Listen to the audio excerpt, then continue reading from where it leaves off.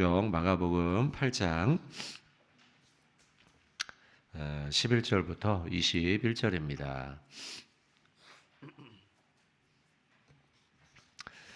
마가복음 8장 11절부터 21절 저거 한 절씩 교독하겠습니다.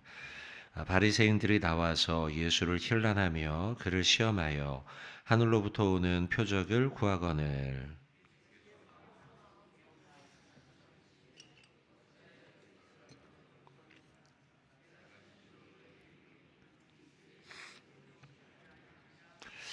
그들을 떠나 다시 배에 올라 건너편으로 가시니라.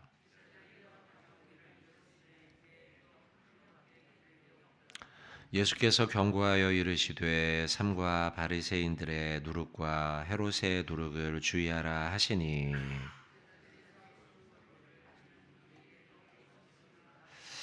예수께서 아시고 이르시되 너희가 어찌 떡이 없으므로 수군거리느냐 아직도 알지 못하며 깨닫지 못하느냐 너희 마음이 둔하냐.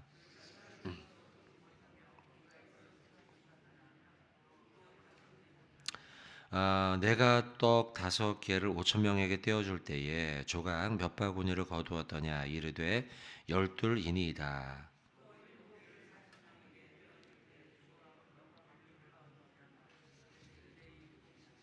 같이 읽겠습니다. 이르시되 아직도 깨닫지 못하느냐 하시니라. 아멘. 자, 오늘 우리 마가복음 8장 11절부터 21절까지 말씀입니다. 두 가지 내용이 나오는데요. 11절부터 13절까지 한 단락이고요. 여기에서는 표적을 구하는 이들의 바리새인들의 말씀을 전하시고, 그 다음에 14절부터는 떡에 대한 이제 오해들이죠. 여기에 대해서 또 말씀을 하십니다. 11절부터 먼저 보시면 11절에 바리새인들이 예수님께 힐난합니다. 비난하는 거죠. 그리고 또 시험을 합니다. 이제 점점 바리새인들, 사두개인들, 대제사장 무리들이 예수님을 본격적으로 공격하기 시작하는 것이죠. 그러면서 시험하기를 하늘로부터 오는 표적을 구합니다. 하늘로부터 오는 표적을 구하는데 12절 끝에 보시면 예수님이 막 탄식을 하면서 깊이 탄식을 막 합니다. 한숨을 푹푹 쉬시는 거죠. 12절. 그러면서 12절 끝에 이 세대에 표적을 주지 않겠다. 그러니까 바리새인들이 막 시험하려고 예수님에게 하늘에서 오는 표적을 좀 보여주세요. 이렇게 한 거죠. 그럼 예수님이 보여줄 법도 한데 막 한숨을 푹푹 내신 겁니다. 그리고서는 난 너희한테 표적 보여주지 않겠어. 답답한 거죠. 답답하고 인간적으로 본다고 하면 상당히 예수님의 마음이 니네 언제까지 이러고 있냐 뭐 이런 것이죠. 그런 마음이 표출이 이제 12절에 된 것입니다.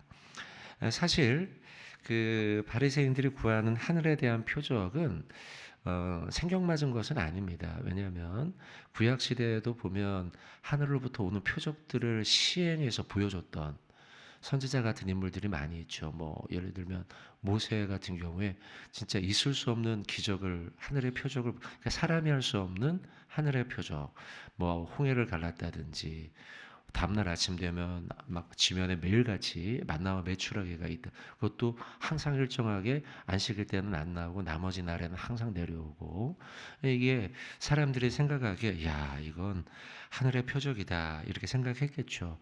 엘리야 같은 사람도 그러지 않습니까? 갈멜산에서 그 불이 막 내려오고 번제단 위에 막 물을 뿌려놨는데 거기에 막 이 재물들이 불타고 이런 막 하늘로부터 오는 표적들을 엘리야도 행하지 않습니까? 그런 맥락에서 바리새인들이 구한 거예요. 예수님도 이런 표적 보여주실 수 있죠? 라고 한 거죠. 근데 왜 예수님께서 탄식하셨을까? 구약 시대도 이런 것들을 보면서 이런 표적들이 있었는데 예수님께 왜냐하면 지금까지 예수님의 표적을 하늘의 표적을 보여주지 않은 게 아니었기 때문이죠. 예수님이 가는 곳마다 하늘의 표적이 수없이 나타나지 않았습니까? 병든 자 막 고쳐지고요. 또 귀신 들려서 제어할 수 없었던 사람들 있지 않습니까? 그들도 예수님이 제어하고 귀신이 쫓겨나가도록 하시고, 또 심지어는 죽은 사람도 살리지 않습니까? 대단한 하늘의 표적을 예수님께서 이미 보여주셨다는 거죠. 그럼에도 불구하고 바리새인들은 지금 예수님께 하늘의 표적, 메시아의 표적 보여주세요, 이렇게 하는 거예요. 그러니까 예수님이 너희들은 지금까지 도대체 뭘 봤길래 다시 또 이야기하니? 마음속에 탄식을 하시며 이들에게 말씀하시는 거예요. 그리고 나는 너희에게 이 세대에 12절이었죠. 이 세대에 표적을 주지 않겠다는 거예요. 사실 여러분, 표적을 구하는 이 바리새인들의 어리석음, 답답함, 참 한심스러움, 이게 그들만의 이야기인가 되돌아보면 우리의 이야기가 아닌가 싶어요. 이미 성경을 통하여서 예수님은 이 땅 가운데 오셨을 때 수많은 표적과 기적, 하늘의 표적을 보이셨죠. 사실 예수님께서, 하늘에 계신 예수께, 하나님 아들께서 육체를 입고 이 땅에 오셨다는 성육신, 그 자체만으로도 엄청난 표적이죠. 예수 자체가 표적이죠. 또 십자가에서 죽으셨다가 사흘 만에 부활하신 것, 엄청난 표적이죠. 그럼에도 우리는 바리새인과 같이 하나님, 오늘 좀 뭐 좀 해주세요. 내일 좀 뭐 좀 해주세요. 그러면 내가 믿을게요. 하나님, 이것 좀 해주시고 저것 좀 해주시고 그러면 내가 뭐 할게요. 라고 하며 오늘도 우리가 바리새인과 비슷한 그런 어리석음에 빠져 있다는 것이죠. 이 말씀을 11절, 12절, 13절 이 말씀을 보시면서 우리가 어떤 교훈을 얻어야 될까? 영적 교훈. 표적만을 쫓는 어리석은 이 바리새인의 전철 밟지 말아야겠구나. 이미 성경 가운데 우리에게 하늘의 수많은 표적을 보이시고, 또 우리의 삶, 우리 개인의 삶 속에서도 하나님이 말할 수 없는 은혜를 주시고 인도하심을 주시고, 때로는 경험치 못할 기적 같은 일들을 지난날 우리의 삶에 보이셨던 하나님의 은혜, 그걸 붙들면서 살아가야 되겠다는 거죠. 디모데후서 1장 10절에 이런 말씀이 있습니다. 이제는 우리 구주 그리스도 예수의 나타나심으로 말미암아 나타나셨으니 저는 사망을 패하시고 복음으로써 생명과 썩지 않는 것을 드러내신다지라. 이런 말씀이 나오는데요. 이미 죽으시고 부활하신 그것만으로도 우리에겐 충분한 믿음의 대상이시라는 걸 우리가 잊지 말면서 믿음으로 주님을 바라보는 우리의 삶이 되어야 될 줄로 믿습니다. 자, 14절부터 또 21절의 말씀을 좀 보시면요. 14절, 제자들이 떡 가져오기를 잊었음에 배에 떡 한 개밖에 그들에게 없더라. 떡 가져오기를 잊었다는 것은 이제 오병이어 떡이죠. 어제 본문까지에 있었던 것이죠. 자, 그 떡을 가지고 그 칠병이어죠. 자, 그 떡을 가지고 이제 축사하면서 많은 사람들이 먹고 그리고 남았던 것이죠. 이것을 가져와야 되는데 담당자가 깜빡한 것이죠. 여러분, 이런 일이 교회 안에서도 벌어지지 않습니까? 담당자들이 깜빡할 때요. 그러면 어떻게 됩니까? 제일 안 좋은 경우는 왜 너 떡 안 가져왔냐 막 이러면서 그 사람을 막 추궁하고 막 이런 것이죠. 뭐 이런 비슷한 상황이 좀 벌어진 겁니다 지금. 그래서 왜 떡 안 가져왔냐 막 하면서 떡이 이제 남은 게 한 덩이밖에 남지 않았기 때문입니다. 그러면서 막 떡에 대해서 이 제자들이 막 왜 떡을 안 가져왔지? 담당자가 누구야? 막 하면서 막 떡에 대해서 지금 막 혈안이 돼 있는 상태였어요. 근데 그때 예수님이 이런 말씀을 15절에 하시죠. 경고하여 이르시되 삼가 바리새인들의 누룩과 헤롯의 누룩을 주의하라, 이런 말씀을 하십니다. 자, 누룩이라는 것은요, 그 이스트죠. 이걸 넣으면, 밀가루에 넣으면 조금, 밀가루가 요만큼밖에 안 되는데 이걸 넣으면 엄청나게 부풀죠. 그래서 빵이 부드럽게 되고 또 크게 되죠. 커지게 되죠. 그러니까 누룩이라는 것은 영향력으로 생각할 수가 있어요. 그래서 이 누룩을 부정적으로 복음서에서 쓰기도 하지만 지금 오늘 본문 같은 경우죠. 뭐 헤롯의 누룩, 아니면 바리새인의 누룩, 부정적인 의미로 쓰기도 하지만 또 누룩은 긍정적인 의미로 쓰기도 해요. 그래서 천국과 복음의 확장성을 말씀하실 때 예수님께서 누룩의 비유를 또 하시지 않습니까? 자, 그 누룩에 대한 그 주의를 지금 15절에 예수님께서 하시고 계신 거예요. 특히 바리새인의 누룩이라는 것은 이제 바리새인의 영향력, 안 좋은 영향력이죠. 그것은 뭘까요? 그건 형식주의에 대한 거죠. 율법주의. 율법주의와 형식주의. 율법 자체가 나쁜 건 아니죠. 그러나 여기 형식에 매여서 모든 걸 판단하려고 하는 그들의 나쁜 영향력, 누룩, 바리새인의 누룩. 또 15절에 헤롯의 누룩을 이야기하죠. 헤롯의 누룩은 뭘까요? 세속주의를 얘기하는 거죠. 세속주의에 빠져서 악영향을 미치는 그게 이제 헤롯의 누룩, 영향력 이라는 겁니다. 이런 것을 주의해라 라고 지금 말씀하고 있어요. 그런데 16절을 보시면 예수님은 누룩에 대한 주의를 말씀하셨는데 16절 제자들이 서로 수군거리기를 이는 우리에게 떡이 없음이로다. 굉장히 동문서답 아닙니까, 여러분? 예수님이 지금 누룩 이야기를 하셨는데요. 제자들은 수근수근 계속 자기들끼리 얘기하는 겁니다. 그러기를 우리에게 그 누룩, 떡에다 넣는 누룩 얘기를 하시는 걸 생각하고서는 그리고선 우리에게 떡이 없으니까 저러시나 보다. 이렇게 이야기하는 겁니다. 그러니까 14, 15, 16절을 보시면 15절에 예수님이 누룩에 대한 이야기를 하셨음에도 불구하고 14절 앞절에서 제자들은 떡 얘기를 하다가 예수님 말씀을 듣다 보니 예수님의 말씀에 집중하지 못하고 자기들이 지금까지 계속 생각하던 떡에 생각이 갇혀 있는 거예요. 그리고서는 예수님이 말씀을 마쳤음에도 불구하고 여전히 떡에 대한 이야기로 그들이 집중하고 있다는 거죠. 주님의 말씀을 곡해한 거예요.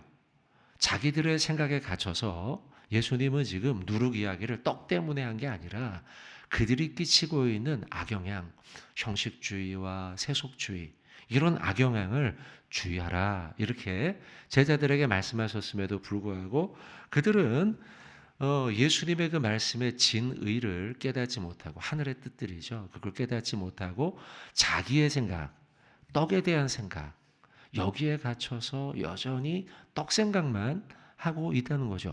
이 말씀이 우리에게 주는 메시지는 우리가 주일날 예배당에 와서 하나님 말씀 오늘도 우리가 예배당에 와서 말씀 듣고 세상으로 나아가지만 세상에 바쁜 세상 일, 또 급한 일 이거를 처리하다 보니 우리가 주일날 듣고 또 주일날 듣고 하고 있던 하나님의 말씀들 아침에 듣고 또 듣고 했던 말씀들을 잊어버리며 여전히 세상 땅의 일에 우리의 마음을 뺏길 수 있다는 거예요. 그러지 말라는 거죠. 지금 제자들이 그러고 있거든요.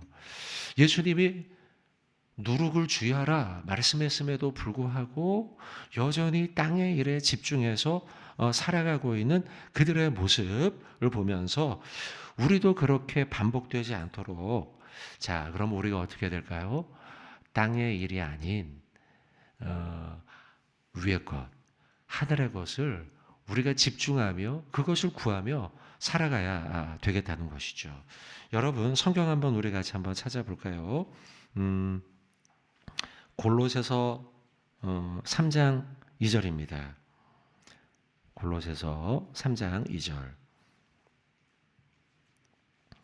자, 요 구절 우리 한번 읽고 말씀 좀 뵙도록 하겠습니다. 두 구절 찾겠습니다. 먼저 골로새 3장 2절. 골로새서 3장 2절 같이 한번 읽어보겠습니다. 위의 것을 생각하고 땅의 것을 한 번 더 읽겠습니다. 위의 것을 생각하고 땅의 것을 아멘. 자, 이 말씀이 오늘 우리에게 주는 하나님의 말씀이다 이렇게 생각이 듭니다. 왜 제자들이 여전히 떡에 집착하고 있었는가라고 생각하면 이 땅 가운데 벌어지고 있는 일에 마음을 빼앗겨서 예수님께서는 지금 누룩 세상의 영향력을 주의하라라고 말씀하셨음에도 불구하고 땅의 것에 집중하고 있는 모습. 그러니 골로새서 말씀처럼 땅의 것, 세상의 것, 아래의 것이 아니라 위의 것, 하늘의 것, 영적인 일을 우리가 늘 묵상하며 살아가는 오늘 하루가 되어야 될 줄로 믿습니다. 한 구절 더 찾고 맺겠습니다. 디도서 2장 12절입니다. 디도서 2장 12절. 자, 디도서 2장 12절. 잠시만요.